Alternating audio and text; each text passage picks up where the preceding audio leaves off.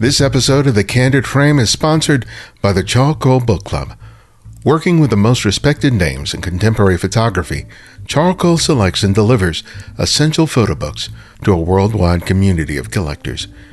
Each month, members receive a signed first edition monograph and an exclusive print to add to their collections. Join the club by visiting joaobookclub.com and use the promo code TheCandidFrame at checkout and receive a 10% discount on your first membership payment. We also have the support of LensRentals.com, the largest online camera rental house in the U.S. They carry the most popular brands and models of cameras, lenses, and anything else you need for video, lighting, post-processing, and more. Whether you need something for a one-time assignment or want to test it out before you buy, LensRentals.com is there to help. Explore their extensive inventory and save 10% on your first order when you sign up for their newsletter at LensRentals.com/newsletter. The legendary photographer Gordon Parks famously described his decision to wield a camera as his choice of weapons. He decided to use his camera as a means for combating racism, discrimination, and injustice. Brazilian photographer João Velozo uses his camera in much the same way. He uses his photographs to shed light on economic disparity, deforestation, and urban violence in his native country. His current work on Scorched Earth policies in the Amazon demonstrates how a single person can make a difference for his community and the world. This is Ibarionex, and welcome back to The Candid Frame.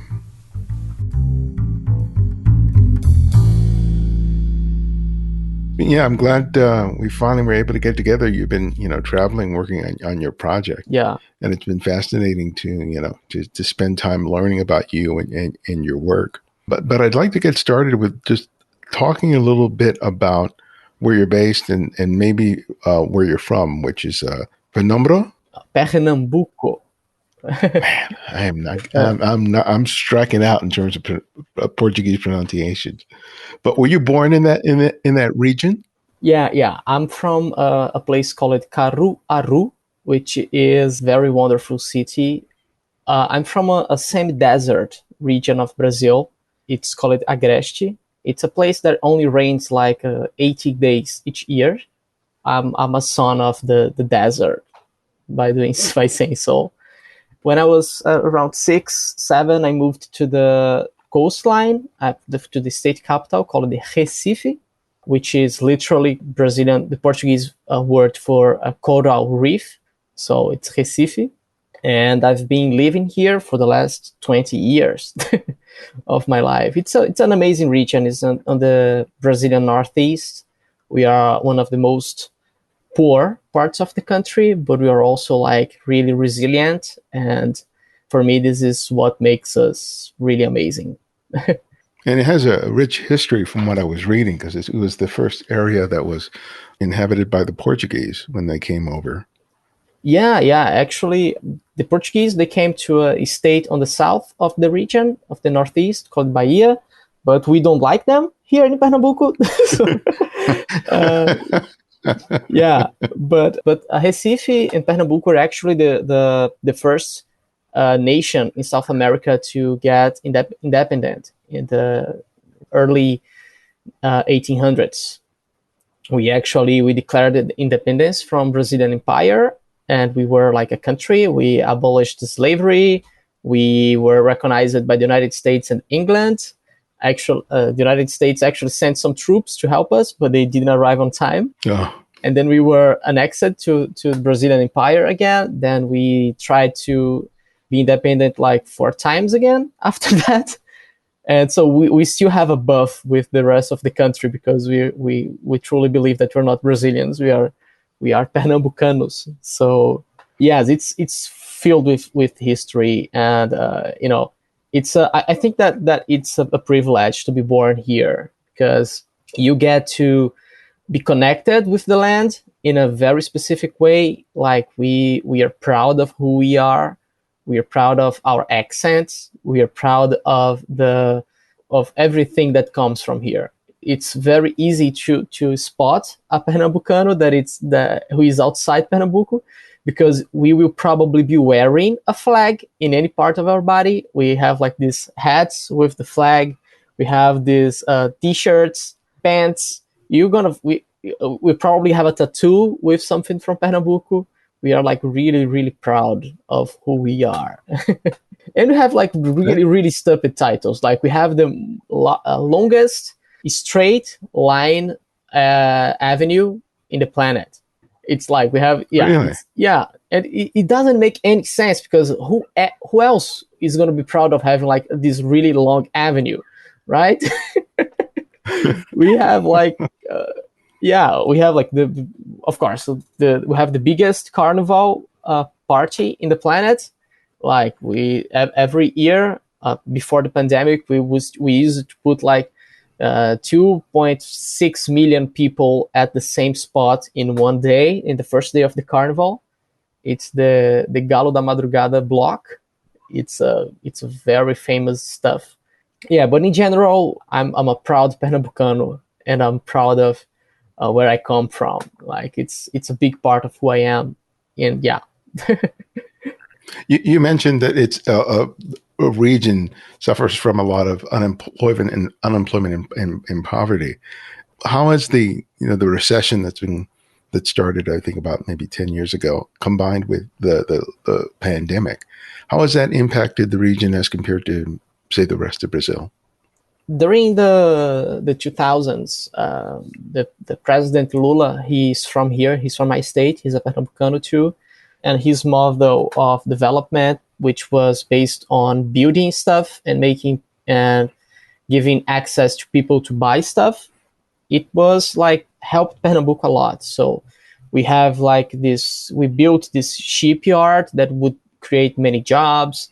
We got like really, really great investments here.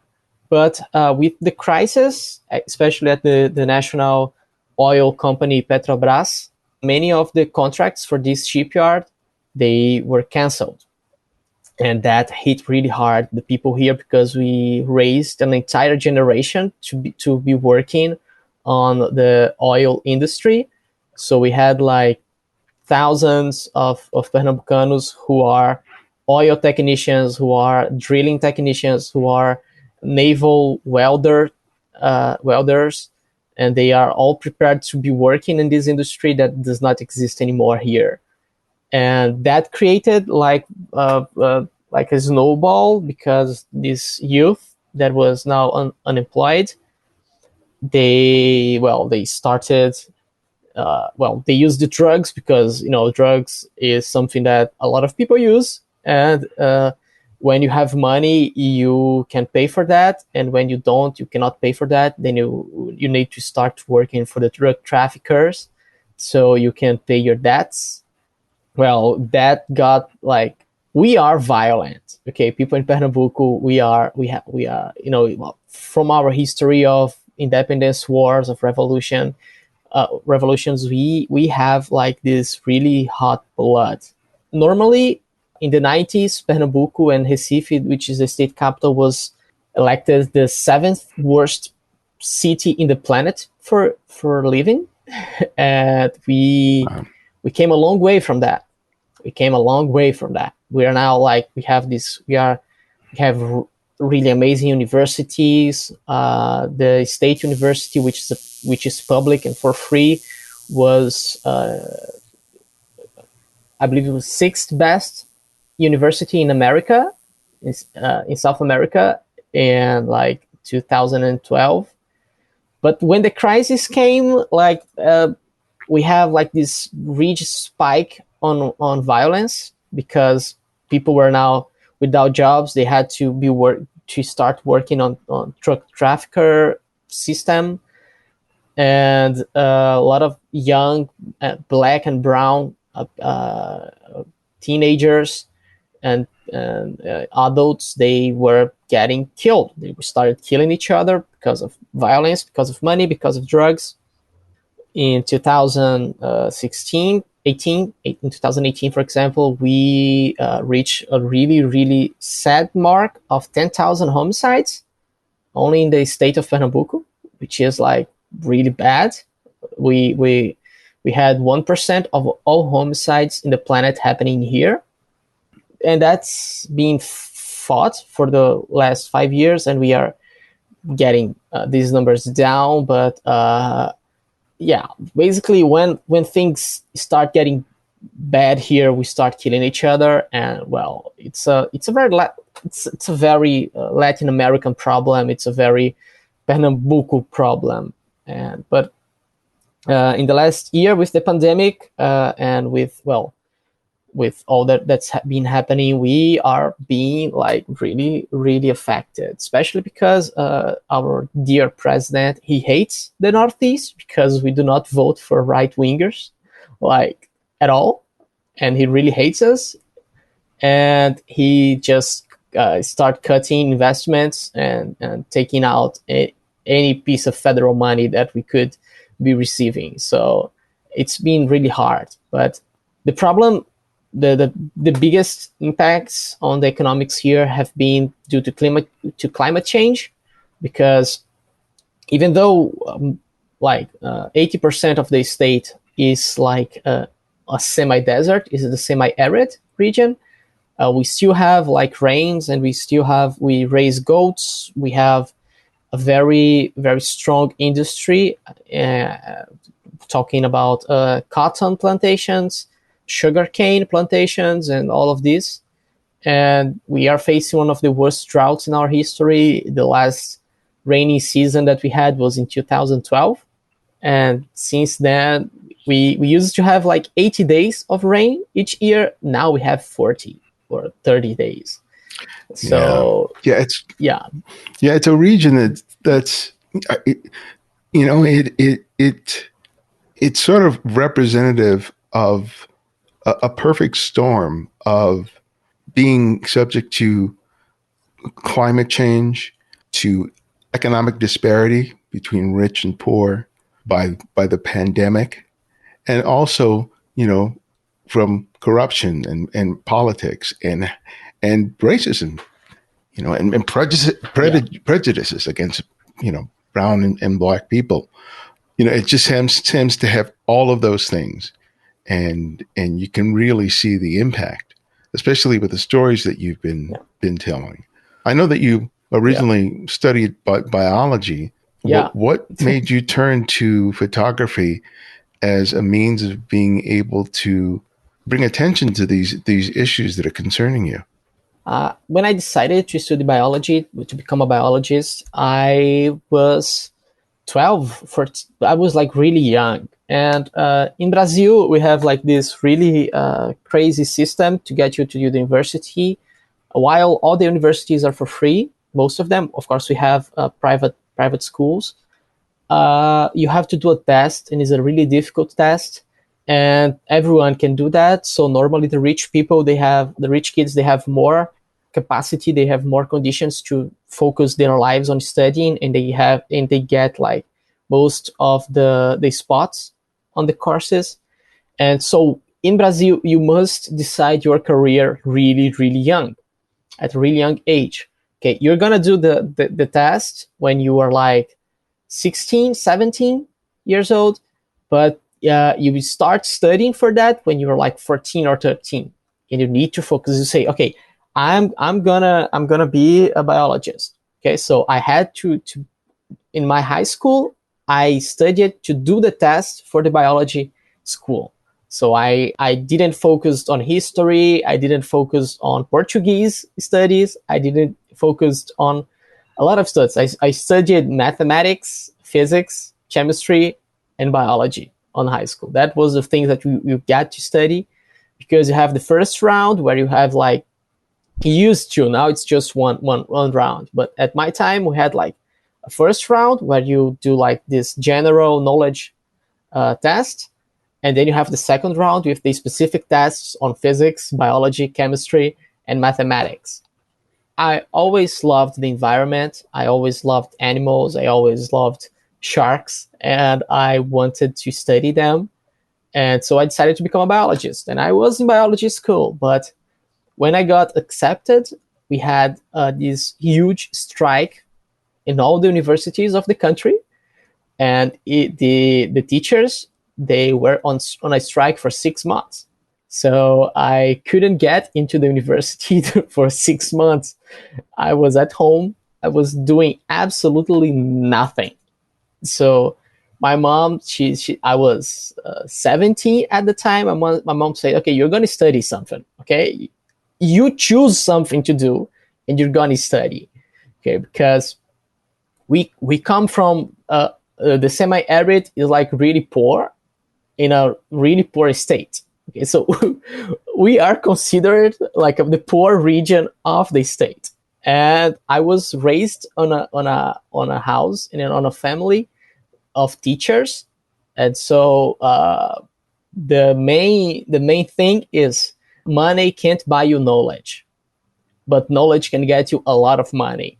So if you have the opportunity to study, do that and do whatever you want to study. If you want to study photography, do that, study that, be a pro on that, and make money from that. If you want to study biology, if you want to study whatever you want, just do that and be the best you can, because you will have like one shot at doing whatever you want, and so you need to be the best professional possible.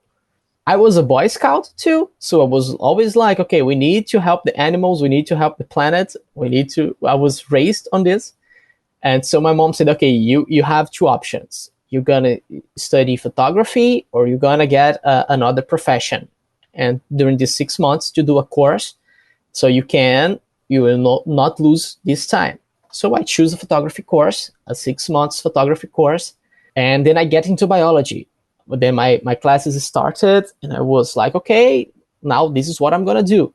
And then I enrolled on a sharks conservation organization that we had here. And for 2.5 years, I was studying biology. I was working in a lab. I was identifying sea sponges. and I was also coordinating this shark conservation program. And I was taking photos because now I have this ability. I need to exercise it. So I had like this super zoom Fuji camera that was like really expensive for me to get. So I got like from my grandma. She gave me as a present she took from her pension. Yeah, at the time it was like $100, but this is a lot of money in Brazil. So like you can buy 1 month of food with that money. Oh, so yeah. So I started taking photos, and then my mom, she took a loan when she saw that like that was something that I wanted to do. Okay, so now I was in my second year of the university. I decided that okay, I'm gonna mix photography and biology. I'm gonna work with taxonomy, which is the art of identifying animals, basically, or whatever is alive. So it was a place where I could use photography to express myself and to work. And it's the most educational part of biology because it's very accessible. Taxonomy magazines are not closed, they are open, so everyone can see what's been discovered. And I said, okay, this is what I'm going to do. I'm going to take photos of animals, I'm going to identify them, I'm going to help people, and this is going to be amazing. And so my mom, in my birthday, she went to the bank, she took a loan, and she bought me my first DSLR. And and it was like, yeah. So, and another thing, in Brazil, you live with your parents until you are out of college. Okay, we do not live like you guys have like this living quarters in the university. The university is just like a building with classrooms. You go there, you come back to your house. So I still live with my mom at the time, and it was like really crazy. And then I started taking photos. Then Brazil got the protests of 2013 because the World Cup was coming, but we had like lots of inequalities and lots of stuff that people were not happy about, and we didn't want the Olympic Games and the World Cup to be happening here. So the country went on fire, just like what happened with Black Lives Matter in the United States. We started burning buildings. We started fighting the police. We had like this crazy commotion around the country of something that was oppressing us for a long time. And then everyone went to the streets to protest. And it was crazy. And I decided to start taking photos. And then someone saw my photos and said, that we can sell that. Do you want some money from that? And I said, of course I do.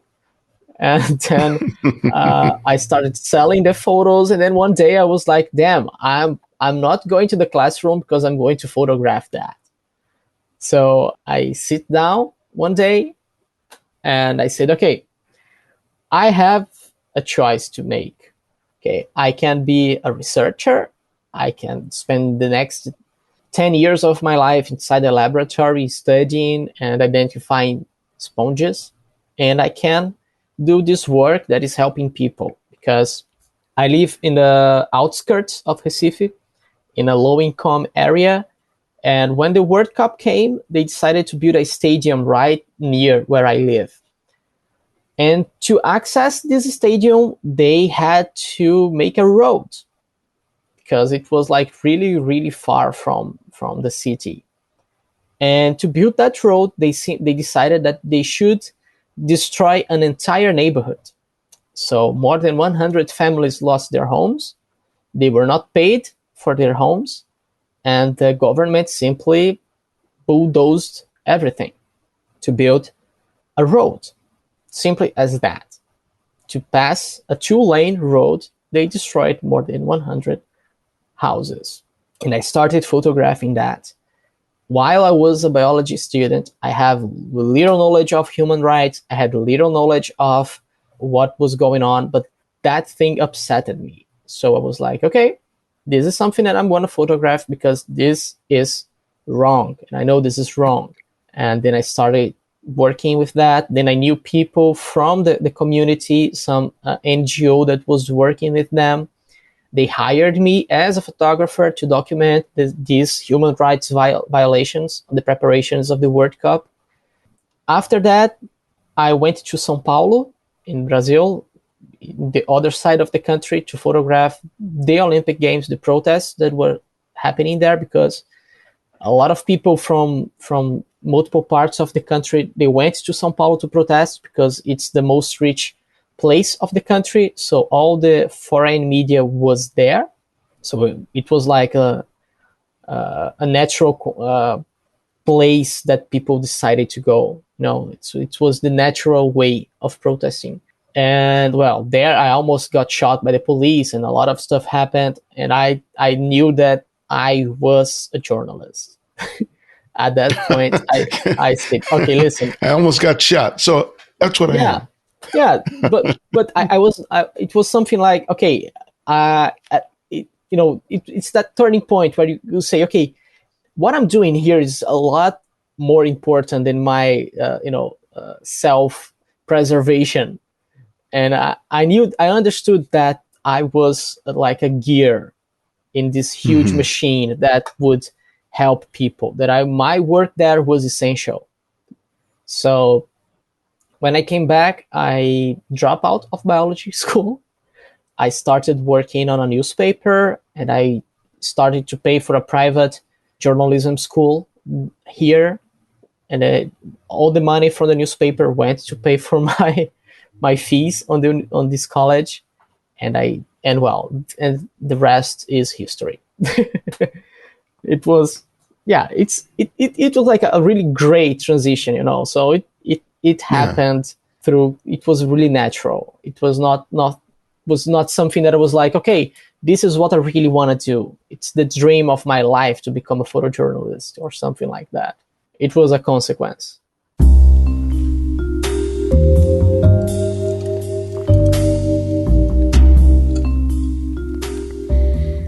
If you love photojournalism and documentary photography, do yourself a favor. Check out the Curious Society.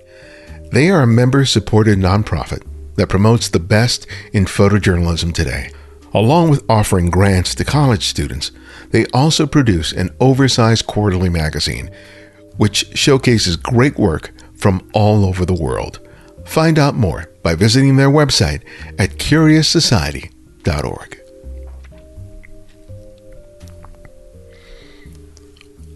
Though we live in a world that provides unlimited access to information, facts, and opinions, it's ironic that we absorb so much empty and unfulfilling content, especially on our electronic devices. The more we consume, it seems, the less we know. A book is an antidote to that. It's always been and always will be. A great book provides a gateway for seeing and understanding the world in new and different ways. That's what I always hope for when I purchase a new book of photography, and it's something I get from each book I receive from the Charcoal Book Club. These first edition monographs are special and unique titles that bring you great photography and feed your curiosity and your creative soul. It's also a flexible service, because if you don't like that month's release, you can choose another of their titles of similar value. They offer free shipping to the US, Canada, and the UK. It's subsidized elsewhere. Join the club at charcoalbookclub.com today, and remember to use the code TheCandidFrame at checkout and receive a 10% discount on your first membership payment. When I look at your work, I see that a lot of it is made up of personal projects that you've worked on for short or long duration. So even though you're working as a photojournalist, in being a photojournalist is often you're doing assignment work, which it does not, you don't get to spend a whole lot of time on it. So tell me about discovering how to make long-term commitments to projects that you have passionate about, how to make that work. Yeah. So, being bored, when I was bored, I had from a really young age to learn how to make money. So, and to be unattached from whatever I do and to make money. So, but my first projects, they came, my long-term, the first big one was a project called Petcock, which is, it's basically a fuel used by the cement factories here in Brazil, and it's a byproduct of the oil refineries. It's a very toxic material. It's sale. It's forbidden in the United States, Canada, and a lot of countries. And the Brazilian cement factories and the cement industry, they buy that as they get petcock from the United States and Venezuela and North America and Europe. They get that on disposal contracts. So technically, they get almost it for free, because the United States and Canada and a lot of other countries, they need to get rid of the petcoke. So they pay these ships to take it out and to dump wherever they decided to do that. And so the cement factories in Brazil, they take these contracts and they bring it to here.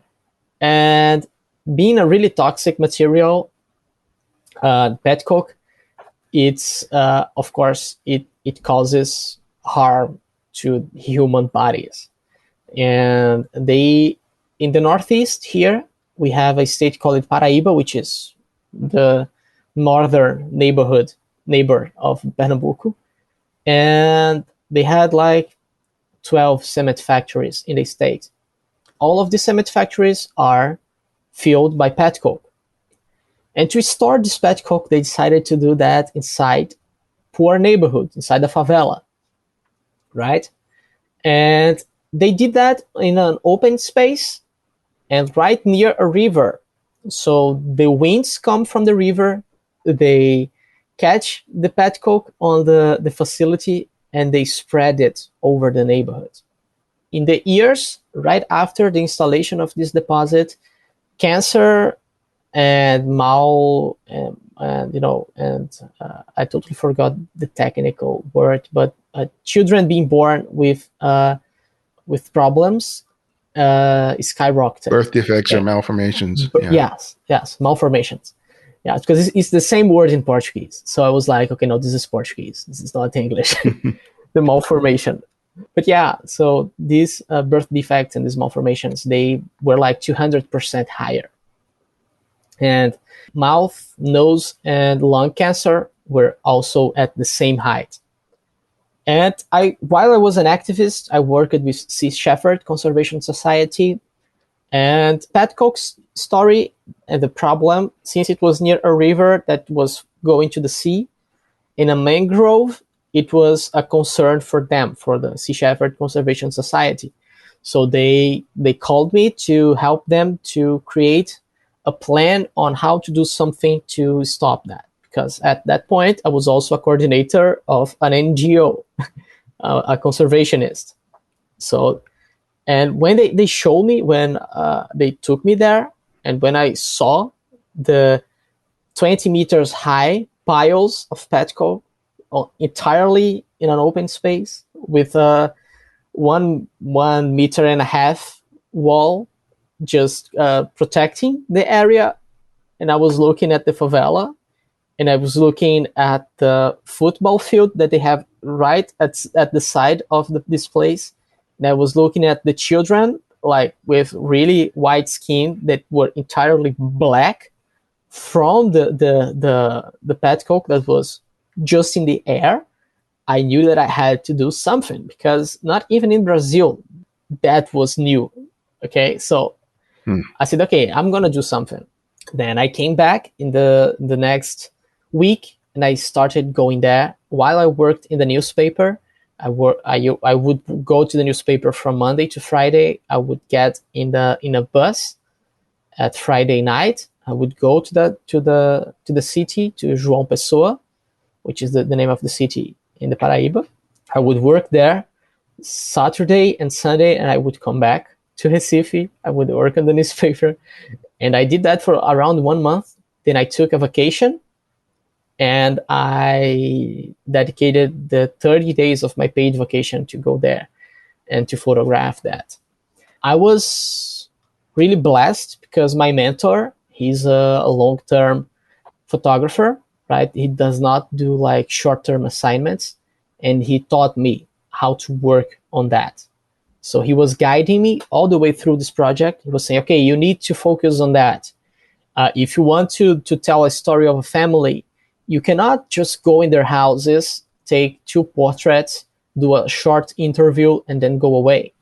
Because this is unrespectful with them. This is disrespectful, because you are parachuting in somewhere where you don't belong, and you are just feeding on their stories, and you're not connecting with them. So whatever you're gonna do, you need to be cautious, you need to be dedicated, and you need to understand what they are doing and what's going on there. Then I decided, okay, now I need to look for a character for my story. And then I spent 1 week going all the houses, talking with social workers, with medics from the region to find this specific person that was a single mom, a black single mom. She had lung problems. Her daughter had lung problems. They would go to the hospital multiple times a week, but the cement companies, they organize it with the local government. So the specific areas where the most affected people lived were not covered by public health anymore. So, of course, Brazil, we have public health. So if you are sick, you can go to the hospital. You're gonna be attended. You're gonna be aided, and you're gonna get home, and for free. But these people would not be recorded. So the numbers would not exist because they were not covered by any community clinic. Okay, because if you have a disease like cancer, for it to be recorded in the official statistics, you have to be attended by private hospital or a private clinic or the community clinic. But if your community is not attended by a clinic, your disease does not exist. And welcome to Latin America. This is how we do stuff here. And so the cement factories, they basically moved the community clinic 2 streets over. And that made around 200 households to be uncovered from the clinic, so she was uncovered. She had this crazy story, and she was really affected. And I stayed an entire day with them. I was a visit there. I arranged it with her and with a social worker. I said, listen, I want to tell you a story. I need to understand how you live. I need to understand who you are. I need to understand your relationship with your daughter. I need to understand whatever happens with inside your home when you are living with this. And so I arrived at her house at 8 a.m. and I started talking with her, eating, drinking water, drinking coffee. We watched a novella together. We did everything she usually does. And while that, I would take the photos. Her routine was really sad because she needed to use a nebulizer like 3 times a day because her lungs would simply not function, and her daughter would also need that. So they would use the nebulizer with the daughter in her lap, and she would take one breath in the nebulizer, and then she's gonna give one breath to her daughter. Then she would take another one. Then she would give another one to her daughter, and that would happen multiple times a day. By doing that, I understood that I'm not a photojournalist. I'm a journalist who tells stories with photography, right? Yes, that's the concept of a photojournalist, but I think this is something that there's a Brazilian photographer called Humberto. Oh my God, Luis Humberto. He says that. He says, I'm not a photojournalist. I'm a journalist that becomes a photojournalist when I decide to take photos. But I'm above all, I'm a storyteller, right? I believe that's the best description, a storyteller. Because I understood that to tell a story, you don't need to be yourself. Our stories and our coverage, they are not about ourselves. They are about the people we are talking about.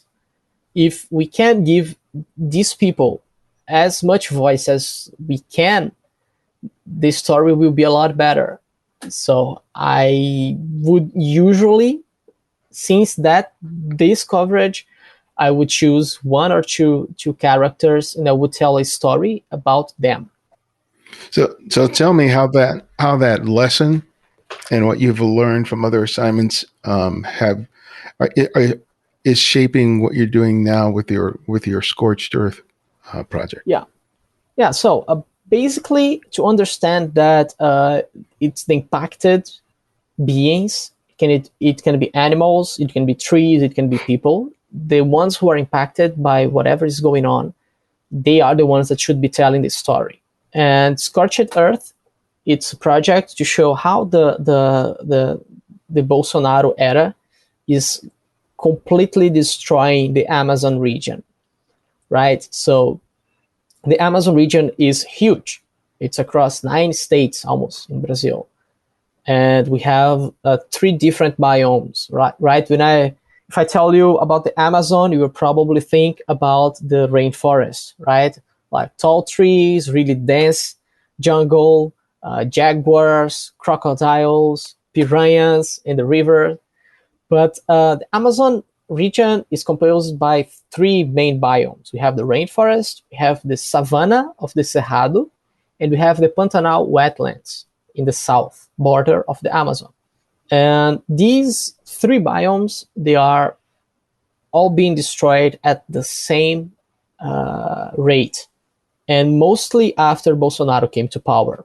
What's going on is that Bolsonaro believes that indigenous people should not have rights or land.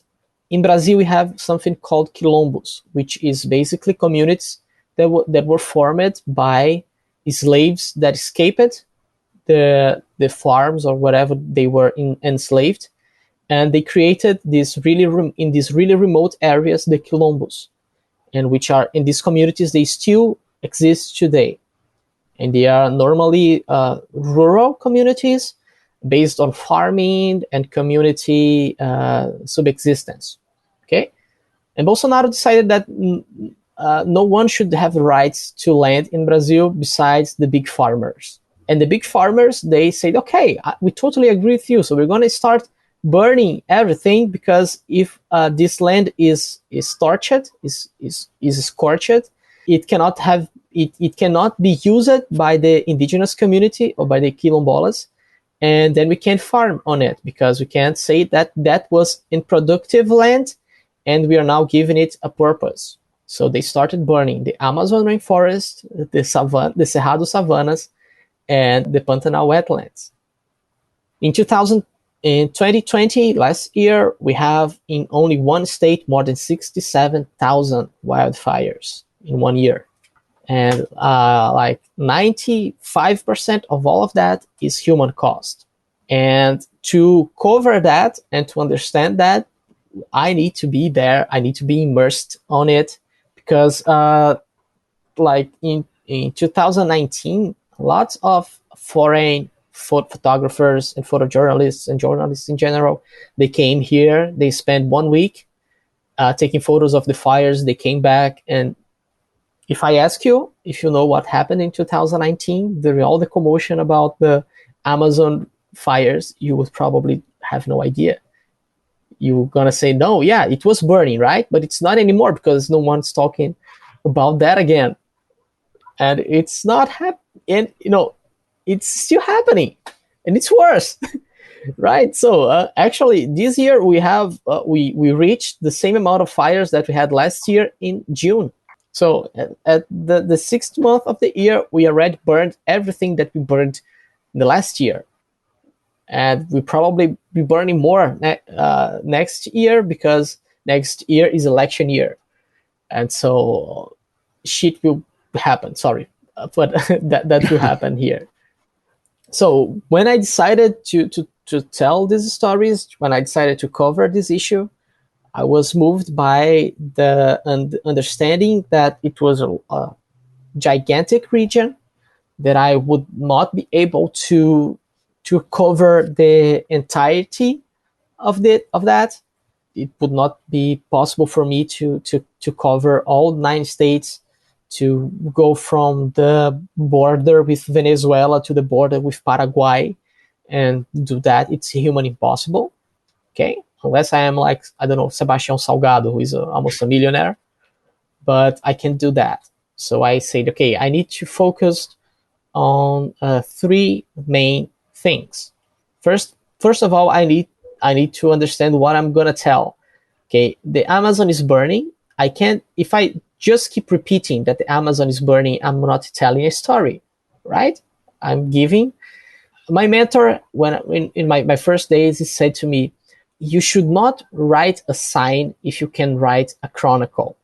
And photojournalism, I need to approach photojournalism not as like making signs and showing to people, hey, listen, this is happening. I need to write a chronicle, a visual chronicle. And I need to choose my characters. I need to choose the subject of what I'm writing about, and I need to choose the environment, and these need to all be planned, and these need to all be harmonic. So the people that is getting these informations, they can't understand what's happening. So I understood that I had to be talking about how they are impacting the life in the region and the wildlife in the region, because the inhabitants of these 3 areas, the rainforest, the Cerrado, and the Pantanal wetlands, are the animals. We have like really sparse human settlements alongside the region, but the animals and the plants are the most affected. So to understand that, I need to go there, and I need to show the impacts. In 2019, I went there and I said, okay, first thing that I'm gonna do is I'm gonna be immersed on the people fighting the fires. So I followed these, I call them Navy SEALs of wildfires, because they are firefighters that they pass through this indoctrination program of 60 days, which they train with the special operations from the army, and they become like Navy SEALs. And they fight these humongous wildfires with 4-man crews. So it's crazy. They are like highly trained men and women. And I spent 10 days with them. So I spent 10 days eating with them, sleeping with them, crammed inside an SUV, going up and down the Cerrado savannas, fighting this one fire. And this one fire was human caused by a farmer, and it destroyed not only the farms around its origin, but also a natural reserve.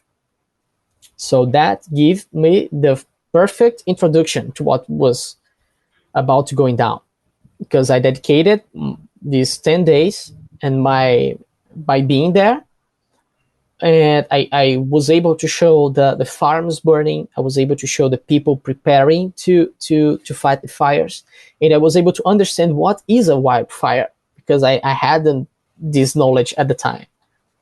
Then last year I was planning, before the pandemic, to go to the south region, to the Pantanal, to do an immersion on the volunteers, on the veterinarians, the biologists, that when they go to the region to rescue the animals. Because now I have the first victims of the fires, which are the animals and the trees and the environment. And to do that, I need to understand the people that are doing that. I need to understand what's going on. But the pandemic came, and I did a documentary on audio for a local venue here in Brazil about environment, because I knew that I could not just be sitting at my home without working on that. If I couldn't be there physically because of the pandemic, I would do that virtually. And this year, I decided to continue on that work and to show the efforts of animal rescue, to restart from where I left. And then I went to the Pantanal wetlands. I followed during another 10 days. And believe me, I did not plan on the 10 days. It's 2 cycles of 10 days. It was 10 days with the firefighters. Now it's 10 days with the veterinarians. They're from the group for animal rescue in disasters. Because again, I need to understand who I was covering. So I slept with them, eat with them. I am embedded 24 hours with them, so I can understand, and I can know who I'm photographing, and I can know what I want to show, what I want to tell. So, yeah. You wanted to go back to something you said earlier about your career, and in terms of that from very young, you kind of understood how to make money. And one of the things about personal projects is that they're self-funded largely. You have a passion about something. It's not like someone is giving you an assignment and giving you money to go do it. It's not like the 40s and the 50s and the 60s. So when you're working on these projects, especially on this one, how are you going to be able to turn that into income? Or how have you done it with some of the other stories that you've done in terms of finding a market for the stories you're trying to tell? Yeah. In 2016, the Pet Coke story was planned to be published by National Geographic Brazil, and but sadly, the publisher that published, we had like a different magazine in Brazil, which mixed the National Geographic magazine international stuff with Brazilian stuff, and we had like a 50-50 space inside the magazine for Brazilian photographers. But the publisher went bankrupt, and they gave it back to Disney and to Fox at the time. I had to find some place else to do that. Most of the time when I'm working, I am working to be able to pay for the next story that I'm gonna do. Basically, I pay my bills, and whatever I get, I'm gonna pay for my next trip. I work as a video reporter for the Germany's national public broadcaster, the Deutsche Welle. Well, we've been working together since 2016, covering human rights and environment. Most of the time, I would work side gigs, like I'm gonna teach something, I'm gonna give a photography class, I'm gonna give backup classes for students, like they need to improve their English or biology or history, whatever they need. I'm going to teach them, high school students. But most of the time I'm gonna I'm a photographer, but I'm also a videographer, and if shooting video of many small stories will help me to pay my bills and to prepare and to do these stories, I'm gonna do that. So I work a lot as a videographer for the Germany public broadcaster. Right now, this is my main source of income. So I would do 3 or 4 stories a month for them about environment and human rights for the television and for the social media platforms. That will help me to pay for most of my projects. But with the pandemic, I had to isolate myself because my family, they are in a very, very, very fragile place during the pandemic. They are all risk groups. So I had to stay with them to help them. So I said, okay, I'm not going to work. And I had a lot of money saved because I was planning on doing that. 2020 was the year of big changes in my life. I was moving to Argentina. I was going to work in a newspaper there. I was going to go back to biology school just to have a diploma. And the pandemic came. These plans were postponed, and all the money I had saved, I used last year at my family to just to be well during the pandemic. I decided to do a crowdfunding because in 2019 I crowdfunded like $1,000 to go to the first part, and I said, okay, $1 is 5 reais, Brazilian reais, which is our currency. $1,000, it's a lot of money in Brazilian currency, and we can pay it for a lot of stuff. And this time I said, okay, I need to raise more because I want to stay more time. I want to stay there for 1 month. And I said, okay, I'm going to try to crowdfund for $3,000. I mean, crowdfunding is an amazing way that we found today of doing stuff, right? My book, São Francisco, which is a comic book that mixes comics and photography, telling stories about the Brazilian semi-arid, about my region where I came from. It was crowdfunded, so in Brazil. So but it was a different model. It was technically a pre-sale because everyone who donated above a certain amount of money would get the book. So it was another model. But yeah, I tried a lot of grants, but like 19% of the grants, they do not cover anyone from outside the United States. I mean, there are some grants that if I live in the United States, I can participate in that to cover places outside the United States. But if I'm from outside the United States, they would not give me the money. And I totally get it because they get like tax deduction from these grants. They are not charity. They are just rich people trying to get more rich. But I said, okay, I need to rely on the community. And I got like this amazing response.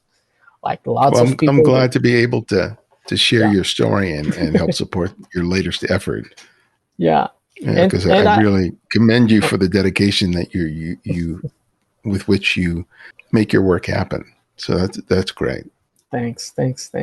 Well, my last question is something that I ask for each guest, and I ask them to recommend another photographer for our listeners to discover and explore it. And it can be anyone, someone you've long admired or someone you've recently discovered. So who would that one photographer be and why? André Vieira.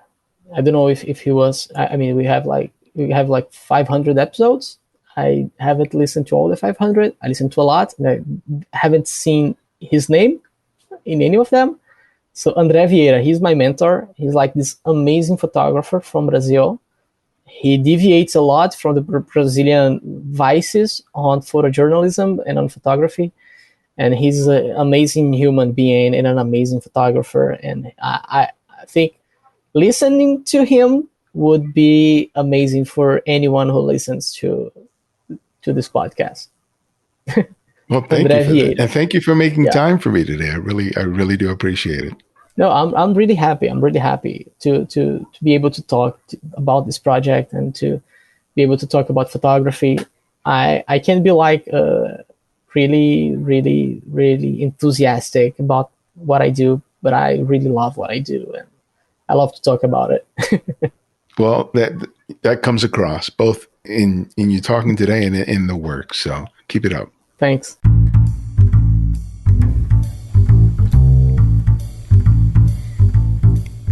I have achieved remarkable breakthroughs in my photography when I made the simple choice just to play. Instead of trying to make a great picture, I simply experimented, tried something different, and saw what could happen. This was easy to do whenever I used a new piece of equipment that I'd never used before. It was always a perfect excuse to get into the creative sandbox again. LensRentals.com provides the means for you to do just that, with a vast selection of lenses, cameras, and accessories for you to rent and play with. They offer a straightforward way to receive and return anything you want for an affordable and reasonable price. Check out their inventory and save 10% on your first order when you sign up for their newsletter at LensRentals.com/newsletter. And thanks to all of you who continue to support the Candid Frame financially. Your contributions, both big and small, make a massive difference for us. If you haven't become a Patreon supporter yet, it's easy to do. You can do that by contributing $5, $10, $20 or more a month by visiting patreon.com/thecandidframe. Just $5 a month from you makes a huge difference. Thank you so much for your continued support. Thanks to Joao for joining us. Find out more about Joao and his work by visiting his website, joaovelozo.com. And remember to check out the Curious Society at curioussociety.org. I received the first issue of their magazine, which you can purchase today, even without a membership. If you want just a taste of the great work you'll be helping to support, that would be a great start. Your purchase will not only thrill you, but you'll be contributing to an organization and creatives that are deserving of your interest and your support. Your thoughts and feelings about this show matter. If you haven't already, please write a review on Apple Podcast or any service you use to listen to podcasts. It helps us to stand out among the many thousands of podcasts that are out there. Your voice makes a huge difference. And remember, you can support the show by contributing to our Patreon effort or make a one-time or recurring donation via PayPal. Thanks to Sinbit Set, Juan Rodriguez, Maurice Ballinger, and Rabin Agren for their recent contributions. Your help is very much appreciated. We also provide a series of ebooks on photography available for purchase on our website. It's my way of sharing my experience and knowledge and another way for you to support the show. And if you can't find every episode of the show on whatever service you listen to podcasts, download the Candid Frame app, available for both Apple iOS and Android. And because of your generosity, it's free to download and use. No additional purchases are required. The Candid Frame's audio engineer is Martin Taylor, who you can find at theothermartintaylor.com. The show's senior producer is Cynthia Parker. And our music is from Kevin MacLeod, whose royalty-free music can be found at incompetech.com. And this is Ibarionex, and this is The Candid Frame.